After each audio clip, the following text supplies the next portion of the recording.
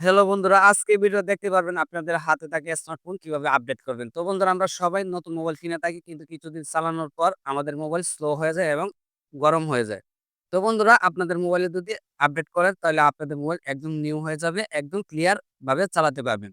তো কিভাবে আপডেট দিতে হয়, তো সেই প্রসেসটা আমি দেখাবো এই ভিডিওতে। তো ভিডিওটা স্কিপ না করে পুরো ভিডিওটা কন্টিনিউ করুন। তো বন্ধুরা, আপনারা কিন্তু আপনাদের মোবাইল আপডেট দিতে পারবেন ২ রকম ভাবে। তো প্রথমেই আপনারা আপডেট দিতে পারবেন।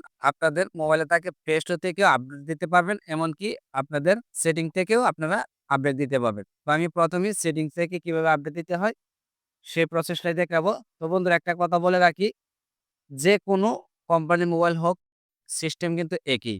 তো প্রথমে কি করবেন, আপনাদের সেটিং অ্যাপ্লিকেশনটা ওপেন করে নিবেন। ওপেন করার পর এখানে কিন্তু অনেকগুলো অপশন চলে আসবে। তো এখানে দেখতে পারবেন সিস্টেম এন্ড আপডেট। তো দেখতে পাচ্ছেন আমার এখানে নেই। তো এখন আমি কি করতে হবে, আপনাদের সেটিং কিন্তু একটু উপরে দেখতে পারবেন একটা সার্চ বার পেয়ে যাবেন। তো এখানে দেখতে পাচ্ছেন একটা সার্চ বার রয়েছে। তো আপনারা যে কোনো কোম্পানির মোবাইলই হোক, আপনার সেটিং এ ঢুকলে একটা উপরে সার্চ বার পেয়ে যাবেন। তো আপনারা সার্চ বারে সার্চ করবেন সিস্টেম এন্ড আপডেট।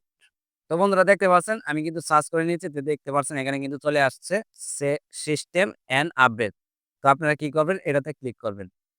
এটাতে ক্লিক করার বন্ধুরা এরকম ইন্টারফেস আসবে। তো আসার পর এখানে আবার দেখতে পারবেন, এখানে দেখা আছে সিস্টেম এন্ড আপডেট।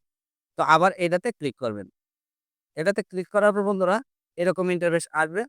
তো আসার পর আপনার জাস্ট এখানে দেখতে পারবেন গুগল ফ্লাই সিস্টেম আপডেট, এটাতে ক্লিক করবেন।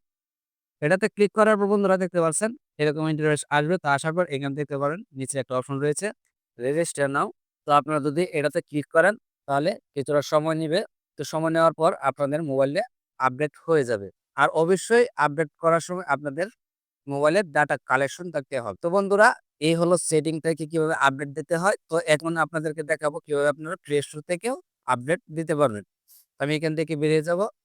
বেরিয়ে আসার পর আমি আমাদের প্লে স্টোরটা ওপেন করে নিব।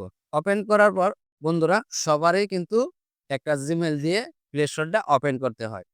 তো উপরে দেখতে পারবেন আপনাদের জিমেইলের লোগো উপরে থাকবে বা নিচে থাকবে, যেখানে থাকে আপনারা জিমেইলের লোগোতে ক্লিক করবেন। লোগোতে ক্লিক করার বন্ধুরা কতগুলো অপশন চলে আসবে। আসার পর এখান থেকে আপনারা খুঁজে নিবেন ম্যানেজ অ্যাপস এন্ড ডিভাইস। তো আপনারা ম্যানেজ অ্যাপস এন্ড ডিভাইসে ক্লিক করবেন। ক্লিক করার পর বন্ধুরা এরকম ইন্টারফেস আসবে। তো আসার পর এখানে দেখতে পারবেন আপডেট অ্যাভেলেবেল। তো এটাতে ক্লিক করবেন। এটাতে ক্লিক করার পর বন্ধুরা এই যে দেখতে পাচ্ছেন উপরে আপডেট অল। তো এটাতে যদি আপনারা ক্লিক করেন তাহলে কিন্তু আপনারা আপডেট করতে পারবেন। তো বন্ধুরা, একটা কথা বলে রাখি, আপনারা আপডেট দিলে কিন্তু আপনাদের মোবাইলে কোনো কিছু কাটবে না। একদম নতুনের মতো আপনারা ক্লিয়ার ভাবে মোবাইল ইউজ করতে পারবেন। তো আশা করি বুঝতে পেরেছেন। এভাবে আপনারা আপডেট করে নিবেন। দেখা হবে অন্য কোনো ভিডিওতে। এই পর্যন্তই। ভালো থাকবেন, সুস্থ থাকবেন। আল্লাহ হাফেজ।